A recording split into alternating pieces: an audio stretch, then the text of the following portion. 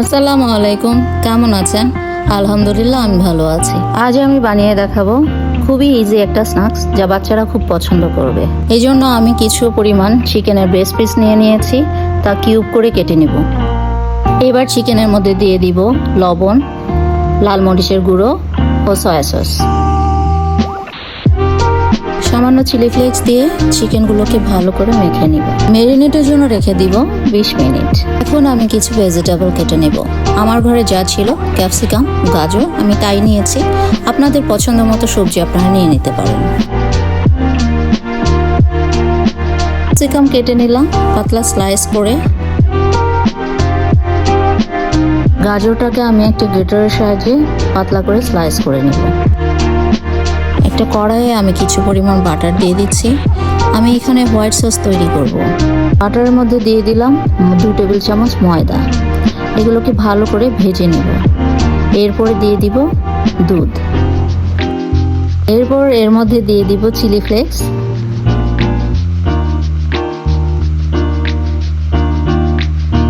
কিছু পরিমাণ oregano, black pepper, পরিমাণে লবণ, দিয়ে দিব কিছু পরিমাণ চিজ।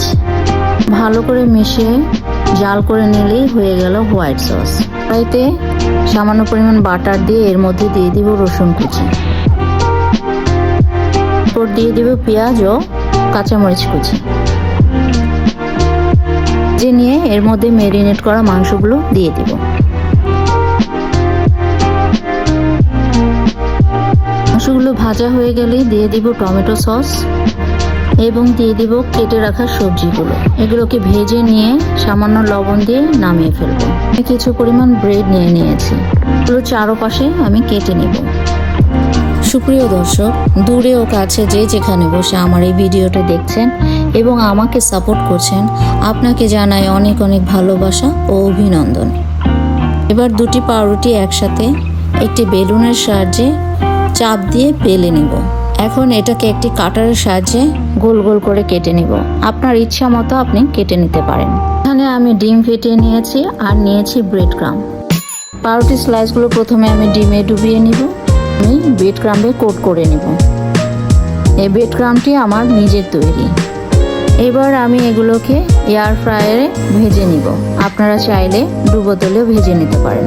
মাশাআল্লাহ, দেখেছেন কি সুন্দর হয়ে ফুলে ফুলে গিয়েছে। এবার এগুলোকে আমি মাঝখান থেকে কেটে নিব। কেটে নিলেই হয়ে যাবে পকেট করা চিকেন আর হোয়াইট সস একসাথে মিলে একটা পুর তৈরি করে নিব। একটা পকেটের মধ্যে এই পুরটা ভরে নিব। ব্যাস, তৈরি হয়ে গেল আমার পকেট স্যান্ডউইচ। ছোট ছোট বাট খেতে ভীষণ মজা। যে কোনো বাচ্চা এত পছন্দ করবে, একবার বানিয়ে দেখেন, আপনার বাচ্চারা একদম প্লেট খালি করে দেবে।